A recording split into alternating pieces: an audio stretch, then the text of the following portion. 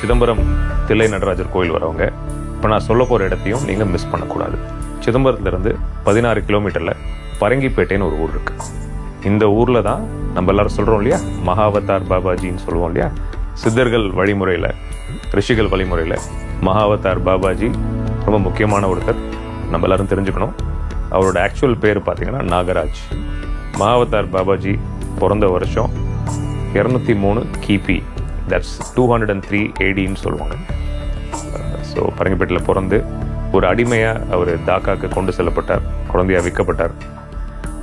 அங்கே அவரை வந்து காசியில் இருக்கிற சில பேர் அவர் அங்கேருந்து மீட்டெடுத்து காசியில் வேதங்கள் சொல்லிக் கொடுக்குற ஒரு சூழல் அமைஞ்சது அவருக்கு.